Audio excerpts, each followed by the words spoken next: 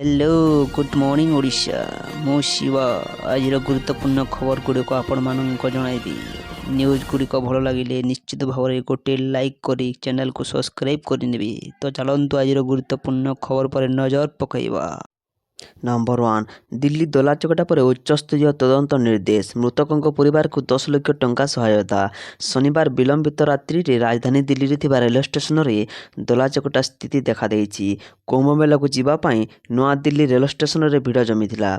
नूआ Delhi rail station रे train बातिल जोगु भिड़ अधिक थिला, जहा फल रे अनायत स्थिति सृष्टि होइतिला। एथिरे पाखापाखि 18 जनक मृत्यु घटिछि। बहु लोक आहत होता प्रारंभिक रिपोर्ट जनापड़ी। 18 मृतकों मध्य 14 जन महिला और 4 शिशु अच्छा। तेज खबर पर रेलवे कर्तृपक्ष और सुरक्षाकर्मी घटनास्थल में पहुंची। दलाचकटा घटना उच्चस्तरीय तदंत निर्देश देइछन्ति रेलमंत्री अश्विनी वैष्णव। स्टेशन रे थिबा यात्री मानकु 4टी स्वतंत्र ट्रेन रे निया जाइछि।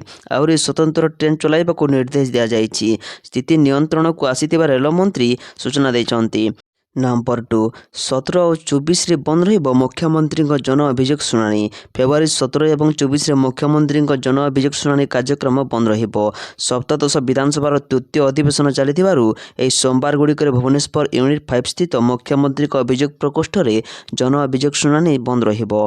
परवर्ती अभियोग शुणाणी तारीख संवादपत्र और अन्य गणमाध्यम जरिया जणाई दिया जिवो बोली राज्य साधारण प्रशासन और साधारण अभियोग विभाग पक्षरु सूचना दिया जाइछि। नंबर 3 महाकुंभ 51 कोटी अतिक्रमण कला श्रद्धालुओं संख्या। प्रयागराज में चलता महाकुंभ वर्तमान समाप्त होगाकू जाउछि, तथापि एठारे भक्तों भिड़ बंद होबार कौन संकेत देखा जाउना। महाकुंभ में श्रद्धालुओं आगमन 51 कोटी टंका अतिक्रम करिथिबारु एहार आकलन एथिरु लगा जाय परिबो। एहा पूर्व महाकुंभर 32तम दिन श्रद्धालुओं संख्या 50 कोटी अतिक्रम करथिले। आज अपराह्न 51 कोटी श्रद्धालुओं संख्या मध्य पार हो जाइछि। सरकार आकलन यह संख्या बहुत अधिक। भारत तथा विदेश 40 कोटी भक्त यह महाकुंभ मेला जोग देवाक सरकार आशा प्रकट करते। नंबर 4 जातिसंघ जलवायु मुख्यों बड़ बजान। भारत एवं विश्वर सौर महाशक्ति। जेनेवा भारत परिप्रेक्षी जातिसंघ जलवायु मुख्य साइमन स्टील एक बड़ बयान देइछन्ति। विश्व जलवायु परिवर्तन को ह्रास करने दिगरे भारतर तत्परता एवं दूरदृष्टि को से बेस प्रशंसा करिसेंति। एही परिप्रेक्षी साइमन स्टील भारत को सौर महाशक्ति बोली अभिहित करिसेंति। नंबर 5 महाकुंभ में बुड़ पकाइबे राहुल एवं प्रियंका। महाकुंभ में बुड़ पकाइबे कांग्रेस सांसद राहुल गांधी एवं भौणी प्रियंका गांधी। आसंता 19 तारिख में राहुल एवं प्रियंका महाकुंभ जीवे। एने कांग्रेस नेता अजय राय बड़ खुलासा करिसेंति। राहुल एवं प्रियंका सांग होई फेब्रुआरी 19 रे महाकुंभ रे बुड़ पकाइबे बोली से कहिसेंति। नंबर 6 19 रू सब जिले में घड़घड़ी सह बर्षिब। 19 राज्यर विभिन्न जिले में वर्षार संभावना। 19-20 तारीख मध्य राज्यर विभिन्न स्थान में हालुका वर्षा हेबो। एने पूर्वानुमान करिछि भुवनेश्वर आंचलिक पाणीपाग केन्द्र। आसंता 19-21 मध्य राज्यर 9 जिले में हालुकारु मध्यम धरणर वर्षार अनुभूत हेबो। हालुका वर्षा सह किछि स्थान में बिजुली घड़घड़ी नहीं मध्य पूर्वानुमान करिछि पाणीपाग विभाग। 19 तारीख में 10 जिलार हालुकारु मध्यम धरणर वर्षा हेबो। सुंदरगढ़, देवगढ़, अनुगुल, ढेंकानाल, केन्दुझर, मयूरभंज, बालेश्वर, भद्रक, जाजपुर और केन्द्रापड़ा हालुकार वर्षार नहीं सतर्क करिछि पाणीपाग विभाग। एसहित देवगढ़, बालेश्वर, भद्रक घड़घड़ी सह वर्षार संभावना रही।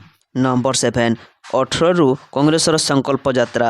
आसंता 18 तारिख कांग्रेसर संकल्प पदयात्रा आरंभ होगाकू जाउछि। प्रथम भुवनेश्वर विमान बंदर रु लेंगीपुर पर्यंत यह पदयात्रा हेबो। यापर पुणी लेंगीपुर रु पिपिली पर्यंत यह संकल्प पदयात्रा जीवो। सफल ओडिशार रूपायन सह ओडिशार उन्नति कामना कर यह पदयात्रा होता बेले एथिरे सामिल होगाकू समस्त अपील करिसेंति पीसीसी सभापति भक्त दास। एथिपे पदयात्रा समन्वय रक्षा पाई 17 जणिया कमिटी गठन होईछि। पूर्वतन विधायक देवाशीष पट्टनायक अध्यक्षता गठित कमिटीर 5 विधायक अछंती। नंबर 8 प्रो लीग 2024-25 भुवनेश्वर रे पहुंचले defending champion Netherland team. FIH pro league 2024-25 पर आज रविवार नेदरलैंड महिला हॉकी दल भुवनेश्वर विजु पट्टनायक अंतर्जातीय विमान बंदर में पहुंची। यह दल 4टी खेलू 9 पॉइंट हासिल कर वर्तमान पॉइंट टेबुल रे द्वितीय स्थान में रही। नेदरलैंड महिला दल फेब्रुआरी 21 इंग्लैंड सह कलिंग स्टेडियम रे प्रथम मैच खेलिबो। यापर फेब्रुआरी 24 और 25 तारिख दिन घरोई दल भारत सह फाइट करिबो अतिथि दल नेदरलैंड।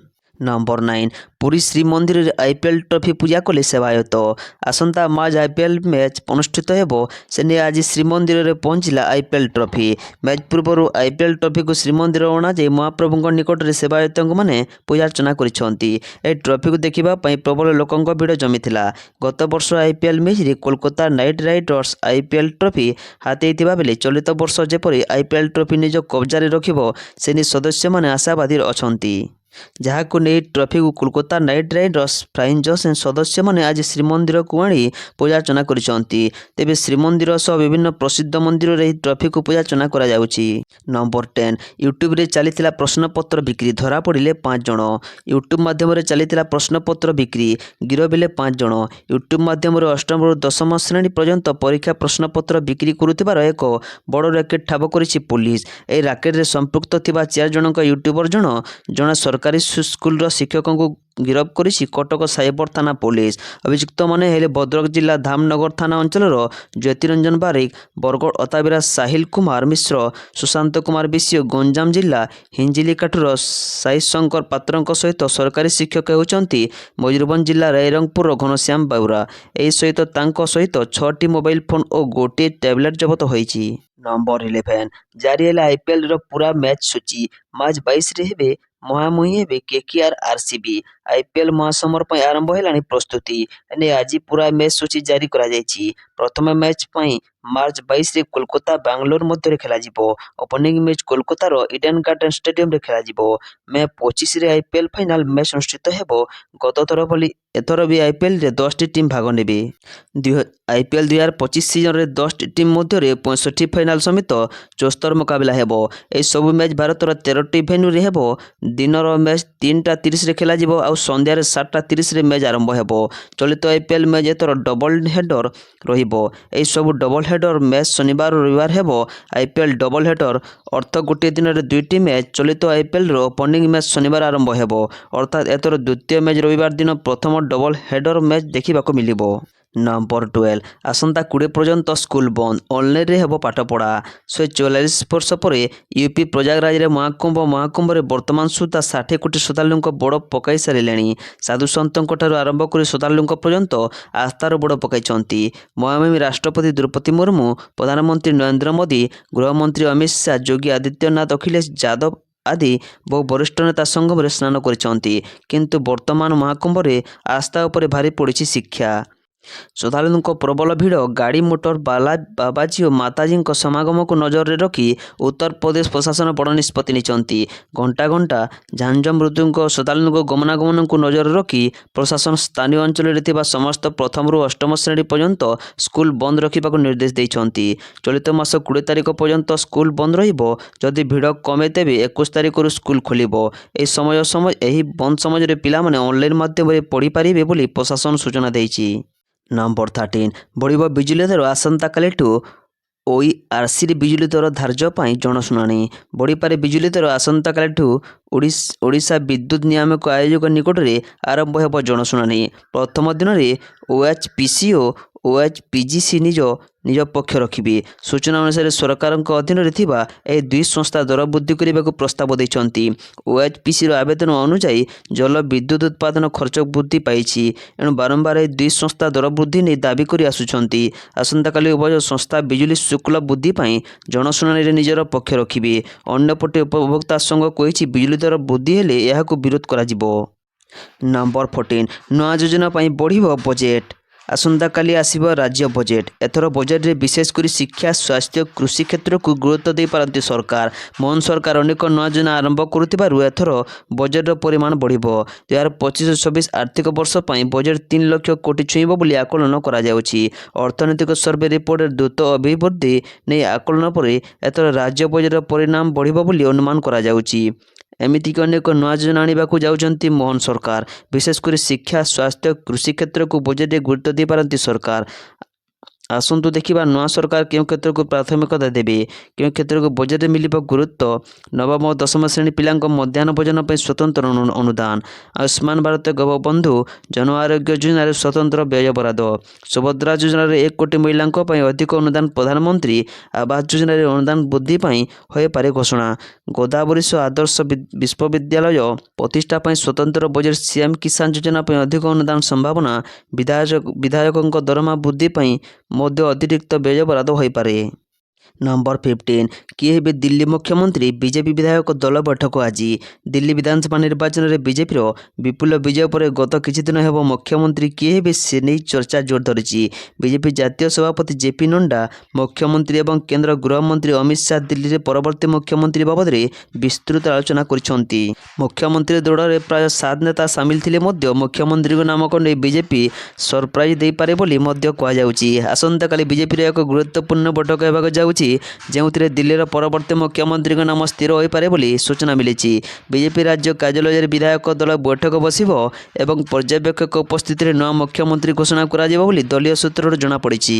ନମ୍ବର 15 ୟୁକ୍ରେନ୍ ଯୁଦ୍ଧ ରୋକିବାକୁ ପ୍ରୟାସ। ସାଉଦିରେ ଆଲୋଚନା କରିବେ ଆମେରିକା ରୁଷ। ପ୍ରାୟ 3 ବର୍ଷ ଧରି ଚାଲି ଆସିଥିବା ରୁଷ ୟୁକ୍ରେନ୍ ଯୁଦ୍ଧର ଅନ୍ତ ଘଟାଇବା ଉଦ୍ଦେଶ୍ୟରେ ଆଲୋଚନା ଆରମ୍ଭ କରିବା ପାଇଁ ଆମେରିକା ଏବଂ ରୁଷୀୟ ଅଧିକାରୀମାନେ ଖୁବ୍ ଶୀଘ୍ର ସାଉଦି ଆରବରେ ବୈଠକ କରିବେ ବୋଲି ଡୋନାଲ୍ଡ ଟ୍ରମ୍ପ ପ୍ରଶାସନ ସୂତ୍ରରୁ ସୂଚନା ମିଳିଛି। ଶୁକ୍ରବାର ଜର୍ମାନୀରେ ଆମେରିକାର ଉପରାଷ୍ଟ୍ରପତି ଜେଡି ଭାନ୍ସଙ୍କୁ ସାକ୍ଷାତ କରିଥିବା ୟୁକ୍ରେନ୍ ରାଷ୍ଟ୍ରପତି ଭଲୋଦିମିର ଜେଲେନ୍ସ୍କି କହିଛନ୍ତି ଯେ ସାଉଦି ଆରବରେ ହେବାକୁ ଥିବା ଆଲୋଚନାରେ ନିମନ୍ତ୍ରଣ କରାଯାଇ ନାହିଁ। ନମ୍ବର 16 ଆଜିର ସୁନା ଦର। ସୁନା ପ୍ରେମୀଙ୍କ ପାଇଁ ଖୁସି ଖବର, କମିଲା ସୁନା ଦର। ଆଜି ଭାରତୀୟ ବଜାରରେ 24 କ୍ୟାରେଟ୍ ସୁନାର ମୂଲ୍ୟ 10 ଗ୍ରାମ ପିଛା 86,070 ଟଙ୍କା ହୋଇଛି। ଏହା ସହ 22 କ୍ୟାରେଟ୍ ସୁନାର ମୂଲ୍ୟ 78,900 ଟଙ୍କା ଛୁଇଁଛି। ସେହିପରି ଆଜି ଭୁବନେଶ୍ୱରରେ 22 କ୍ୟାରେଟ୍ର ଗୋଲ୍ଡ ରେଟ୍ 78,900 ଟଙ୍କା ରହିଥିବା ବେଳେ 24 କ୍ୟାରେଟ୍ର ସୁନା ଦର 86,070 ଟଙ୍କା ହୋଇଛି। ମୁମ୍ବାଇରେ 22 କ୍ୟାରେଟ୍ 24 କ୍ୟାରେଟ୍ର ମୂଲ୍ୟ 78,900 ଟଙ୍କା ଓ 86,070 ଟଙ୍କା ଥିବା ରେକର୍ଡ ହୋଇଥିବା ବେଳେ ନୂଆଦିଲ୍ଲୀରେ 79,050 ଟଙ୍କା ଓ 86,200 ଟଙ୍କା ରହିଛି। ନମ୍ବର 17 ଆସନ୍ତାକାଲି 2025-26 ଆର୍ଥିକ ବର୍ଷ ଲାଗି ଆସିବ ରାଜ୍ୟ ବଜେଟ୍। ଆସନ୍ତାକାଲି 2025-26 ଆର୍ଥିକ ବର୍ଷ ଲାଗି ଆସିବ ରାଜ୍ୟ ବଜେଟ୍। ବଜେଟ୍ ଆଗତ କରିବେ ମୁଖ୍ୟମନ୍ତ୍ରୀ ମୋହନ ଚରଣ ମାଝୀ। ମୋହନ ସରକାରଙ୍କ ଏହା ଦ୍ୱିତୀୟ ବଜେଟ୍ ହୋଇଥିବା ବେଳେ ଏଥିରେ କ'ଣ ଫୋକସରେ ରହିବ ତାହା ଉପରେ ରାଜ୍ୟ ସରକାର ନଜର ରଖିଛି। ସେପଟେ ଅର୍ଥନୀତି ସର୍ଭେ ରିପୋର୍ଟ 2023-24 ତୁଳନାରେ 2024-25ରେ କମିଛି ରାଜ୍ୟର ଡିଜିପି ଅଳ୍ପ ଶିଳ୍ପ ଅଭିବୃଦ୍ଧି। ନମ୍ବର 18 ରାସନ କାର୍ଡର ଇକେୱାଇସି ଅପଡେଟ୍ରେ ଆଉ କୋହଳ କରାଯିବ ନାହିଁ। ରାସନ କାର୍ଡକୁ ନେଇ ବଡ଼ ଅପଡେଟ୍। ଇକେୱାଇସି ଅପଡେଟ୍ ପାଇଁ ଆଉ କୋହଳ କରାଯିବ ନାହିଁ। ହିତାଧିକାରୀଙ୍କୁ ଆଜି ଏଭଳି ଚେତାବନୀ ଦେଇଛନ୍ତି ଖାଦ୍ୟ ଯୋଗାଣ ଓ ଖାଉଟି କଲ୍ୟାଣ ମନ୍ତ୍ରୀ କୃଷ୍ଣଚନ୍ଦ୍ର ପାତ୍ର। ମାର୍ଚ୍ଚ 31 ତାରିଖ ପର୍ଯ୍ୟନ୍ତ ଇକେୱାଇସି ଅପଡେଟ୍ ସମୟସୀମା ବର୍ଦ୍ଧିତ କରାଯାଇଛି ସତ, ହେଲେ ଏହା ଭିତରେ ଯଦି ଯୋଗ୍ୟ ହିତାଧିକାରୀ ଇକେୱାଇସି ନ କରିପାରିଲେ ସେମାନଙ୍କ କାର୍ଡ ସରେଣ୍ଡର ହୋଇଗଲା ବୋଲି ଧରି ନିଆଯିବ। ଫେବୃଆରୀ 15 ଶେଷ ତାରିଖ ଥିଲା, କିନ୍ତୁ ରାଜ୍ୟର 341 ପିଡିଏସ୍ ସେଣ୍ଟରରେ ଇଣ୍ଟରନେଟ୍ ସେବା ବାଧାପ୍ରାପ୍ତ ଯୋଗୁଁ ମାର୍ଚ୍ଚ 31 ତାରିଖ ଯାଏଁ ସମୟସୀମା ବର୍ଦ୍ଧିତ ହୋଇଛି। ତେବେ 1.5 ମାସ ଭିତରେ ରାସନ କାର୍ଡ ହିତାଧିକାରୀ ଇକେୱାଇସି ଅପଡେଟ୍ କରିନିଅନ୍ତୁ ବୋଲି କହିଛନ୍ତି କୃଷ୍ଣଚନ୍ଦ୍ର ପାତ୍ର। ନମ୍ବର 19 ଶ୍ରୀମନ୍ଦିରରେ ମହାପ୍ରଭୁଙ୍କ ବଡ଼ ମହାସ୍ନାନ। ଶ୍ରୀମନ୍ଦିର ଭିତର କାଠ ନିକଟରେ ରକ୍ତ ଛିଟା ଦେଖିବାକୁ ମିଳିଥିଲା। ରକ୍ତ ଛିଟା ପଡ଼ିଥିବାର ଦେଖି ଶ୍ରୀଜୀଉଙ୍କ ବଡ଼ ମହାସ୍ନାନ ନୀତି ହୋଇଛି। ଏବେ ମହାସ୍ନାନ ନୀତି ପାଇଁ ସାଧାରଣ ଦର୍ଶନ ବନ୍ଦ ରହିଛି। ଖବର ଅନୁଯାୟୀ ଶ୍ରୀମନ୍ଦିରରେ ଅବକାଶ ପୂଜା ପରେ ମଇଲମ ରହିହମ ଓ ମହାପ୍ରଭୁଙ୍କ ବେଶ ହେବା ପରେ ସେବାୟତ ଦେଖିବାକୁ ପାଇଥିଲେ ରକ୍ତ ଛିଟା।